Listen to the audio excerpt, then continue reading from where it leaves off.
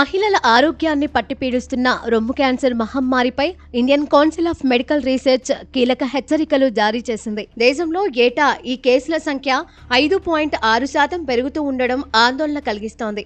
కేవలం జన్యుపరమైన కారణాలే కాకుండా మనం తీసుకునే ఆహారం, నాన్ వెజ్, నిద్రలేమి ఈ వ్యాధికి ప్రధాన కారకాలుగా మారుతున్నాయని ఈ అధ్యయనం స్పష్టం చేసింది. సాధారణంగా మాంసాహారం ఆరోగ్యానికి మంచిదని భావిస్తారు, కానీ దానిని తీసుకునే విధానం, రకాన్ని బట్టి ప్రమాదం పొంచి ఉందని పరిశోధకులు చెబుతున్నారు.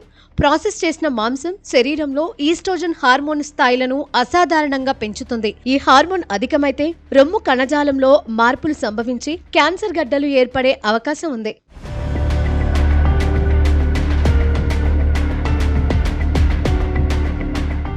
మటన్, పోర్క్, బీఫ్ వంటి రెడ్ మీట్ తీసుకోవడం వల్ల ముప్పు ఎక్కువేనని సర్జికల్ ఆంకాలజిస్టులు హెచ్చరిస్తున్నారు.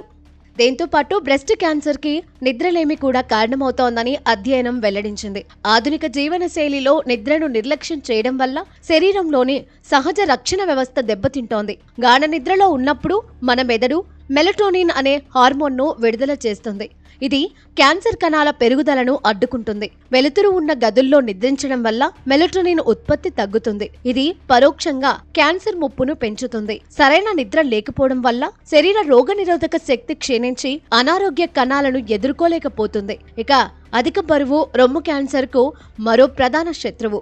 శరీరంలో కొవ్వు పెరిగినప్పుడు అది ఈస్ట్రోజన్ ఉత్పత్తికి కేంద్రంగా మారుతుంది. తద్వారా మోనోపాజ్ తర్వాత మహిళల్లో ఈ క్యాన్సర్ వచ్చే అవకాశాలు రెట్టింపు అవుతున్నాయి.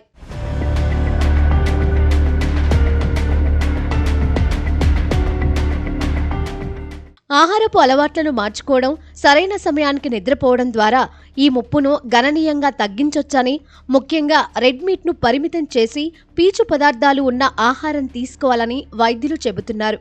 రాత్రిపూట కనీసం 7 నుంచి 8 గంటల గాఢ నిద్ర అవసరమని, చీకటిగా ఉన్న గదిలో నిద్రపోవడం ఉత్తమమని తెలిపారు. వేపుళ్ళు, ప్రాసెస్ చేసిన మాంసానికి దూరంగా ఉండాలి.